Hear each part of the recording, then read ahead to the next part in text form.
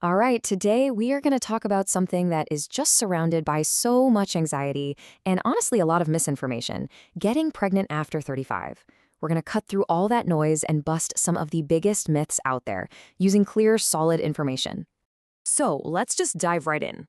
This is the big, scary question, isn't it? I mean, if you listen to what's out there online, it sounds like at the stroke of midnight on your 35th birthday, everything just stops working. But is that what the science actually says? So first up, we have to tackle the biggest misconception of them all, the dreaded fertility cliff. Let's unpack where this whole idea even comes from and figure out what's really going on with your body. And this really shows the contrast perfectly. The myth, it's just pure drama, right? This idea that your ovaries just give up overnight. The reality, though, is way less theatrical. It's a gradual change that happens over your entire reproductive life, from puberty all the way to menopause. And this chart illustrates that gradual change so clearly. Let's just look at the numbers. In your 20s, you've got about a 25% chance of getting pregnant each cycle. In your early 30s, that shifts to around 20%. And then, after 35, it's about 15%. See the trend? It's a slow, steady slope, definitely not a sudden, terrifying cliff. So, the most crucial point here is this. We're talking about a gentle decline, not some kind of free fall. And you have to remember, these are just averages. We aren't textbooks. Every single person's body has its own unique timeline and its own story. Okay, so if it's not a cliff, then what about the timeline? How long should this all take? That brings us to our next set of myths, all about when you should start to worry and when it's okay to just wait. Oh man, this one causes so much unnecessary stress. It's this feeling that if it doesn't happen right away, there must be some major problem.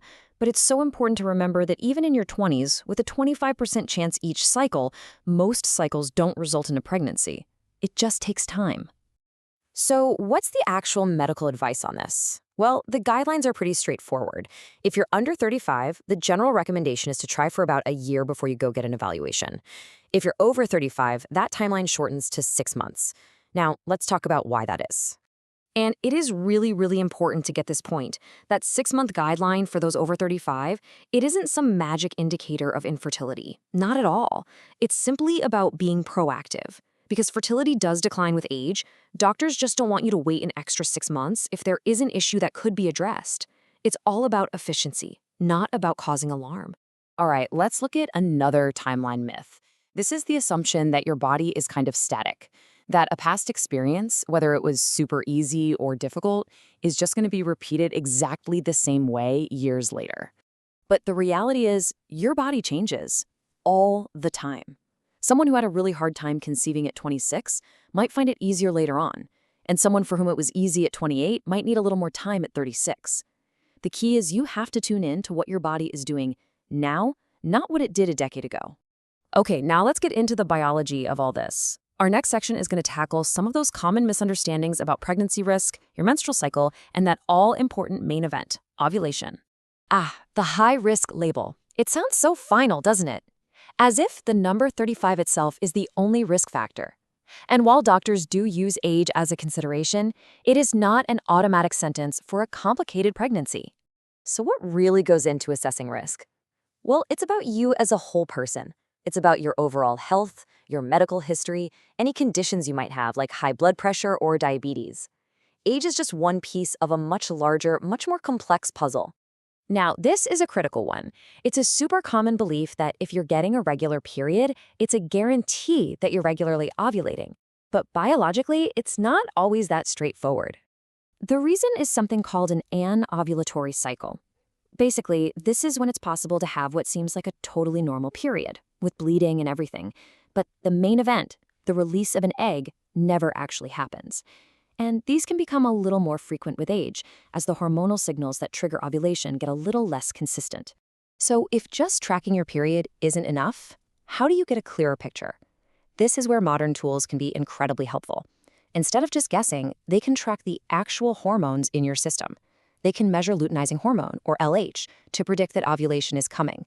And crucially, they can track PDG, which is a progesterone metabolite, to confirm that ovulation actually happened. It's the difference between assuming and knowing. So we've busted myths about cliffs and timelines and biology. In our final section, let's focus on how to take all this information and use it to feel empowered, not panicked. This is maybe the most daunting myth of them all.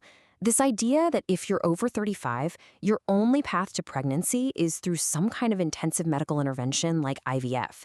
It can make the journey feel totally overwhelming before it even starts. But the reality is actually pretty simple and reassuring. People conceive naturally after 35 and even after 40 all the time. Now, yes, fertility assistance is a necessary and wonderful path for many people, but it is absolutely not a requirement for everyone in this age group. And that really brings us to the single most important takeaway from all of this. And it's captured perfectly in this quote. You don't need to panic. You just need better information. And look, better information isn't just about hormone tracking. It's about understanding your overall health, knowing your family history, and having open conversations with your doctor. It's about shifting the focus from a number to your personal health story. So we'll leave you with this final thought. Instead of focusing on all the myths and the fear, what if you just reframed the conversation? What's one question you can ask your doctor, or one piece of data you can gather about your own body that would make you feel more in control and empowered on your own personal journey?